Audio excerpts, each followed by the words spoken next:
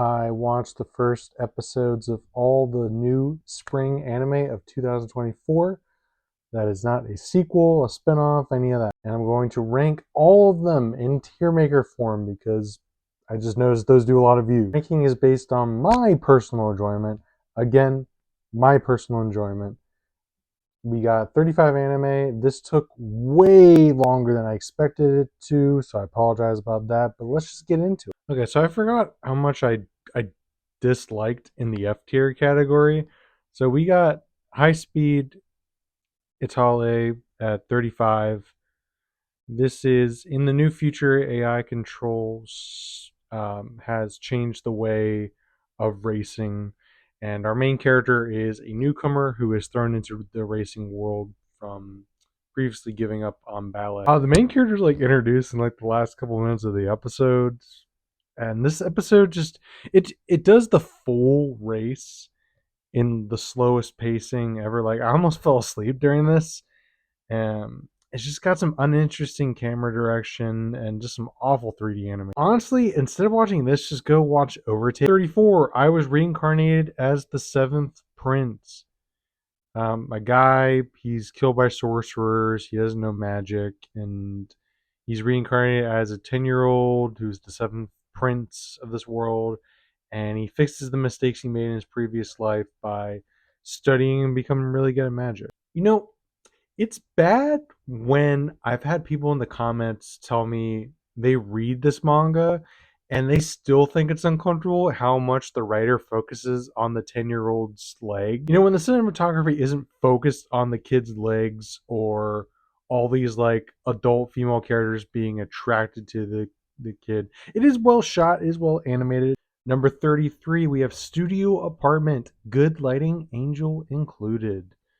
A high schooler lives alone, but things take an unexpected turn when an angel comes from heaven. For starters, I don't really like horny anime. I've said it before, but thinking more about it, I don't even know if people who like harems will like this show. Like just the two characters are terrible. You got the main character who is at one moment an instant harem protagonist, and another he's just a pervy protagonist. Like just pick a lane. Then you got the angel who is just really annoyingly stupid, and there's just so much fan service, and I never thought I'd see a fantasy of a girl cleaning up a guy's messy room. Number 32, Oblivion Battery. A skilled pitcher and catcher duo both enroll in a no-name high school where they encounter other baseball players that quit from being defeated by them. The catcher also has amnesia. Okay, so I love sports anime, right? Way more than Battle Shonen for sure. I just like the lower stakes, and not all the time, but most of the time, it focuses more on the drama and romance of the character. All three of these characters are so one-dimensional. You have seen these characters not just in sports anime, in anime in general, and I don't think either of them like have any chemistry towards one another, which is just really bad for a sports anime that's supposed to be based off of teamwork. My least favorite part is the comedy is so forced, especially the comedic relief character, who every time he spoke, I was just so annoyed. Also, amnesia. Really, I feel like we're past the point of using amnesia in story. Is the animation good? I mean, yeah, it is, but does it make the show still worth watching? Absolutely not. Number 31, The New Gate. An online game turns into life or death struggle that the main character does eventually beat. All the players go back home except for this character. He is transported 500 years into the future of this game's universe. This is blended in with a bunch of isekai you've seen before. Not really anything super unique. There's an overpowered main character, generic fantasy world. Females are poorly written, of course, and not to mention there's just some awful animation. The pacing's rough, and I would say watch any other popular isekai because this one, it's just probably ripping off that one. For 30, the final anime in the F tier category, we have How to Love Your Elf Bride. A powerful sorcerer goes to a dark auction with his friend, where he finds an elven slave that he falls in love with and buys her. He doesn't have experience with love. The romance, there was like maybe a cute moment or two. It's just difficult to get behind this couple since he bought her. Like, I don't love the jokes either. They're not really helping the case because a lot of it is very much she thinks he's gonna hurt him because he has a lot of torturing devices and stuff. So like, you're just not helping your case, show. There was also, I remember there was another romance series similar to this, but with fairies. I think it was like last year, maybe 2 years ago. So I'm really hoping this doesn't become a trend of we tell these type of romance stories, but it's okay because they're fantasy characters. I just don't. We're in the D tier category now with number 29, chilling in another world with level 2 super cheat powers. A merchant is transported to another fantasy world to get help against a dark force. He's rejected as a hero for lack of skill, but can't go back to his home world.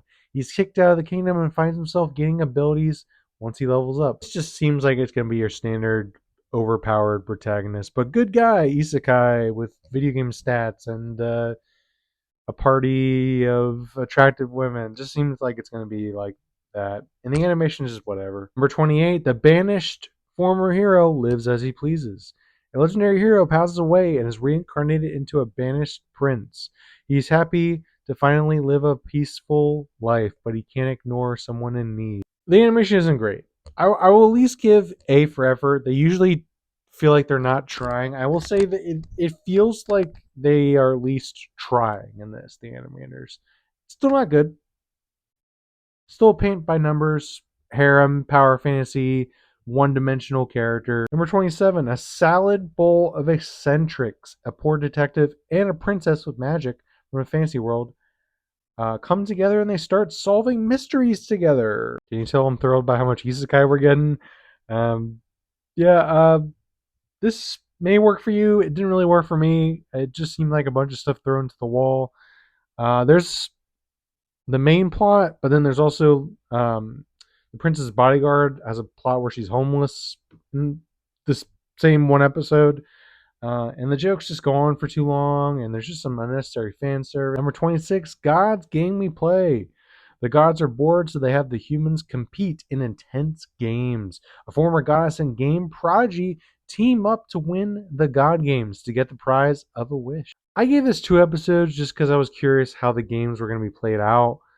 And I wasn't super invested. The main reason is because the 2 leads' motivations just I don't think are compelling enough for this story, and I think they have weak chemistry. Number 25, Astron Note. A gifted chef lands a gig at an old boarding house. He takes the job not only because he needs it, but because he thinks the owner is cute, who turns out to be an alien. I mean, I had to give it 2 episodes just by that cliffhanger. And I will say I'm not really invested or charmed by any of these characters. The comedy just doesn't land for me. I'll say at least the animation is gorgeous. We're now in the C tier category with number 24, A Condition Called Love. The main character is a first-year high schooler who doesn't understand what it means to fall in love. She sees a cute boy, got dumped, and gives him an act of kindness, which is nice because that's who she is. And he asks her out on the next day. Okay. So I love shoujo romance, one of my favorites, right? But this one in particular just didn't really work for me. The male love interest, he was a little creepy. I do like the idea of the female lead unsure of what love is, but I'm not interested enough in the romance. So it's just a pass for me, but overall I thought it was fine. Number 23, The Many Sides of Voice Actor Radio. 2 voice actresses attend the same high school. They host a radio show together.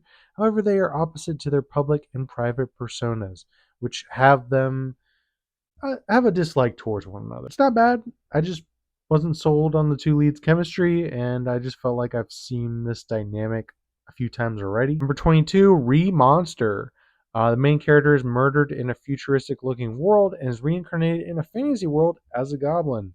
He gets his ability of acquiring skills from enemies he kills and his memories from his old life. I could see myself dropping this, especially since it has vibes of Reincarnated as a Slime, and Reincarnated as a Slime Season 3 is already out. It's a pretty generic fantasy world, but there's more of a focus of his previous life than most isekai do, which interests me. And he'll probably be overpowered by the end of this, but he's at least building up an army. And sure, that's not super unique. I mean, again, look at Slime, but it interests me enough to at least give it a few more episodes. 21. Unnamed Memory. Prince Oscar has been cursed since childhood to never have a child of his own. He seeks out a witch to find a way to break the curse. When they meet with witch Tinashe, he has a strange connection with him, and the courtship begins with the two. This is a fantasy romance. I'm not super sold on the romance yet. Tinashe just does not seem interested in Oscar, and Oscar seems very persistent. But I'll at least give it a few more episodes, see if the chemistry gets better. The animation is good though, and I'm curious of the mystery itself, especially how Oscar got his curse. Viral hit. Main character is a high schooler who is constantly bullied and uses his being bullied to make money off of it in YouTube views to pay for his mom's hospital bill. I don't know if I could recommend this one yet. The animation is not great.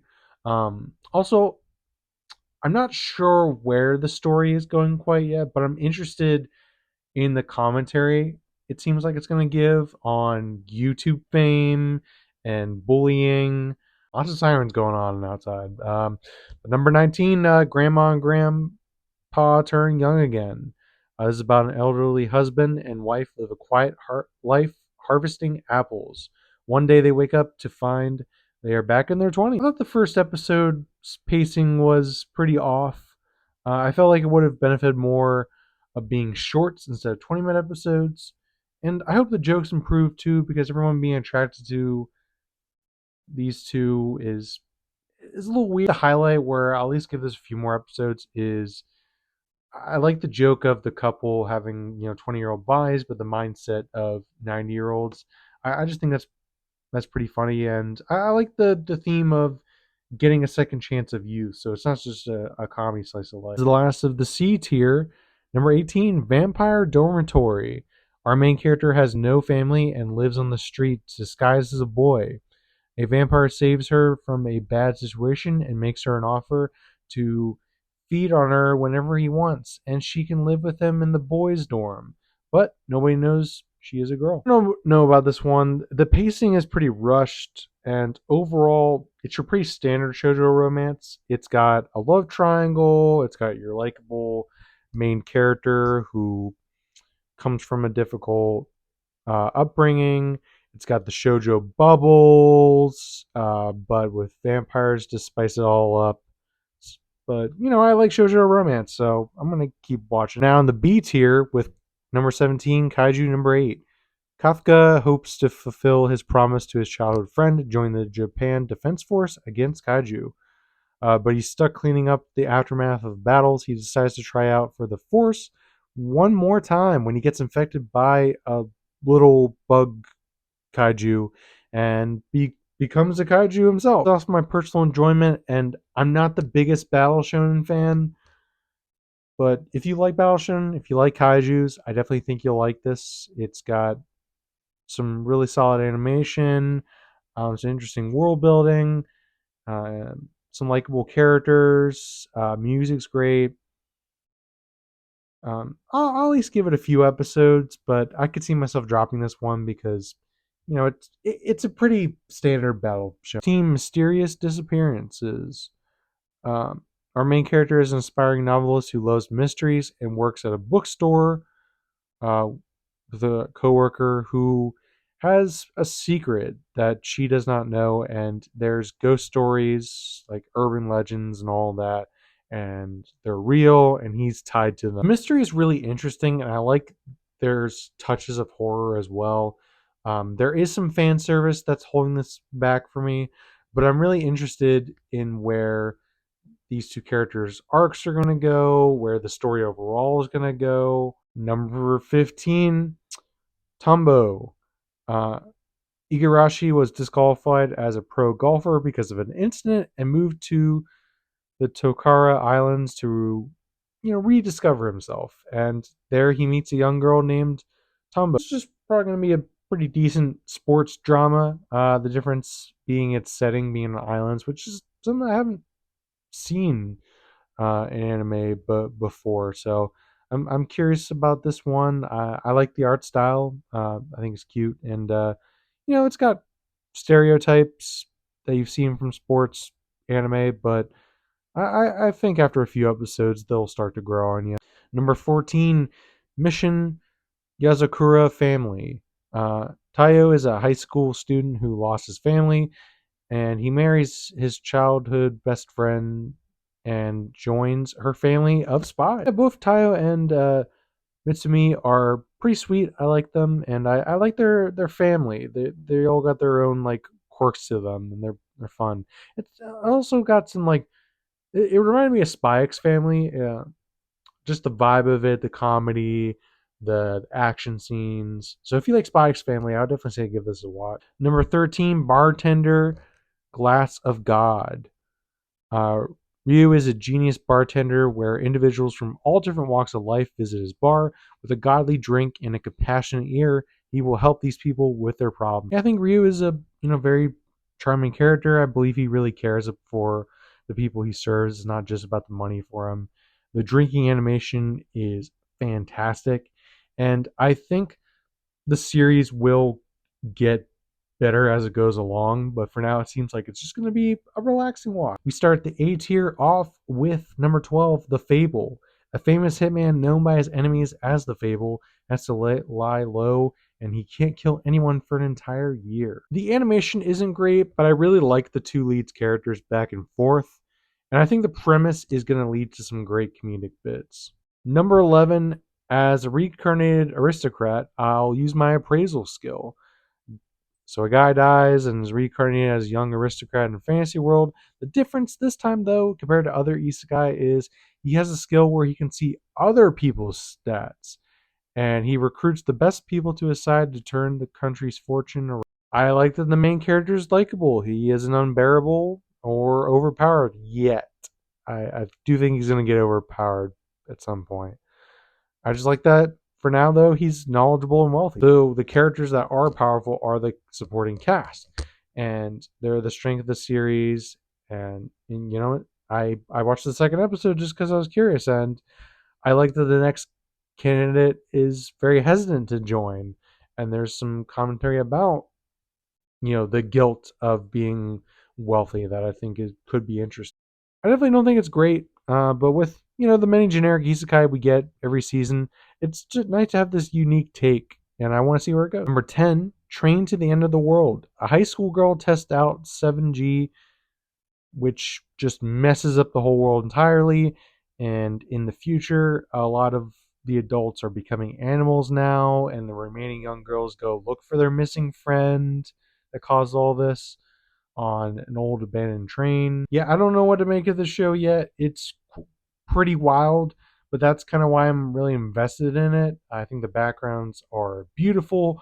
The world's super interesting, like I said, and I think this train ride will get a good sense of like where these characters' arcs are gonna go.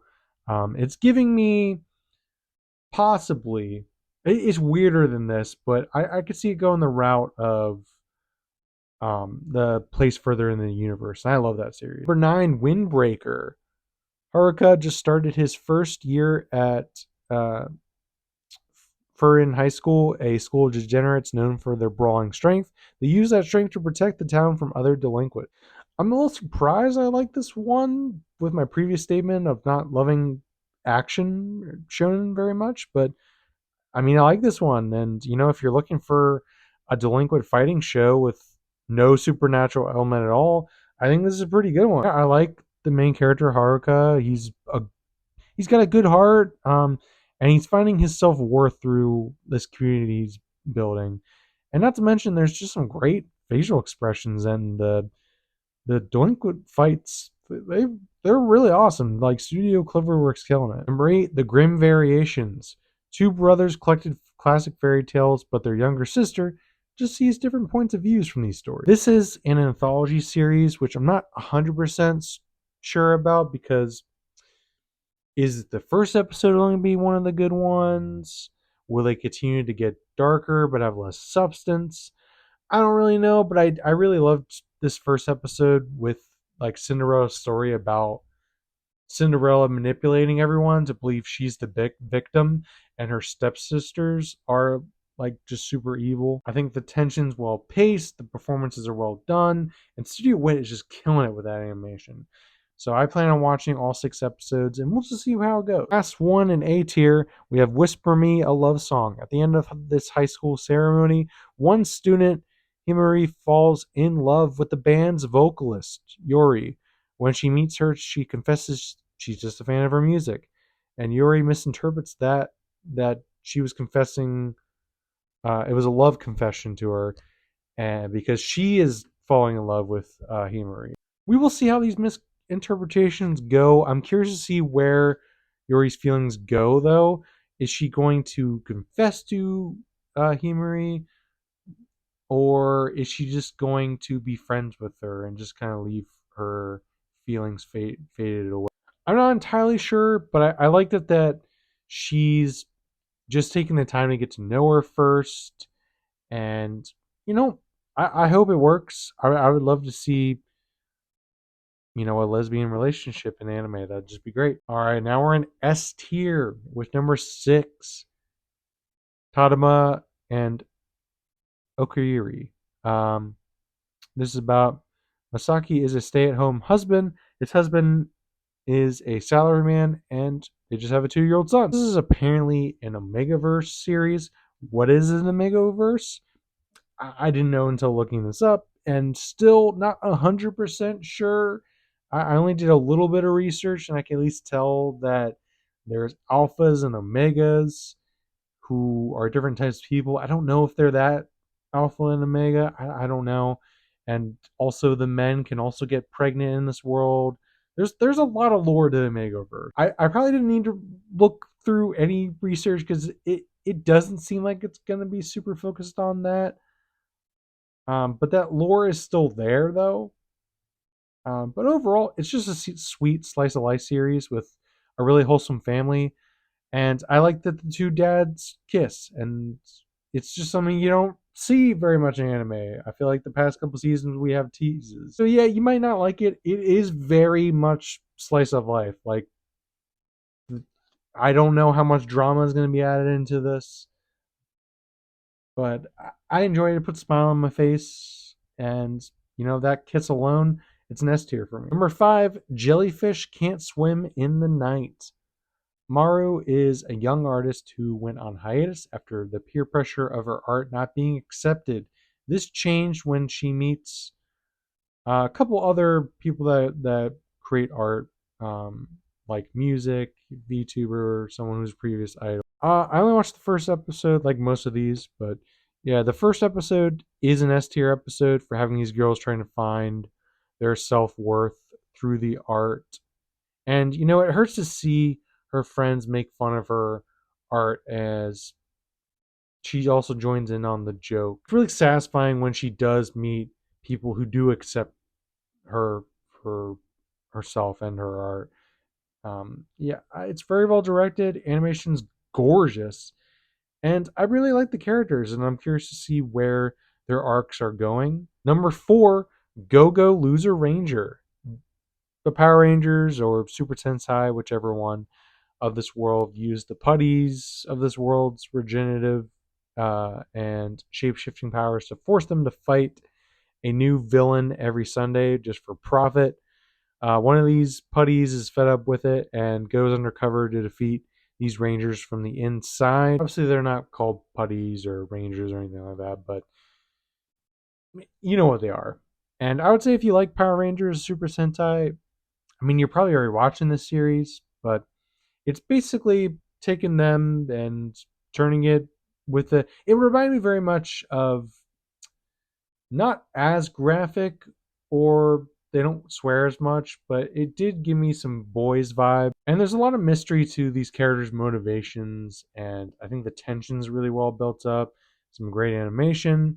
I really like this one, and I'm curious to see where this story's going. Number 3, Ygaru. The Raven does not choose its master. There is a lot going on in this one, but it's a fantasy historical drama where a prince is entangled in a web of conspiracies attempting to overthrow the heir to the throne. There's multiple characters in this. If you like a good historical drama like myself, like Shogun recently, I plan on watching that next week. Or if you like Apothecary Diaries, I definitely think you'll like this one. I love how petty a lot of these characters are. Like the drama is like really good. I think the characters are really well written. Some great world building, beautiful artwork, and there's just some guys that can turn themselves into crows. That's what more can you want? I guess this might be better, but Spice and Wolf remake is number 2. Lawrence is a traveling merchant, and in one town he discovers the wolf goddess Hollow, and the two make a deal because she's no longer needed here to travel back to her home in the north and possibly make some progress. Already, I like the two lead characters. I think they have a great back and forth. And I think the writers are setting up some like really interesting character arcs for them. Like the animation, but I don't love this overlay I've been seeing specifically in the hair of characters. I do see this a lot in anime though, even in this season. So I don't want to sound like those people that hated the Beanhead cartoons of the 2010s, but I'm just not in love with this right now. Seems like it's going to have a lot of my favorite genres mixed up in this series. Fantasy adventure, a drama, slice of life possibly, maybe even some romance. It's too early to say, but I could see it filling that Freyren void. And I should mention this as well. I didn't watch the original 2001 till now. I watched it right after this first episode. So I've only seen the first episode of both those. And I will say, if you are a fan of the original, I think there's something still to get out of this one.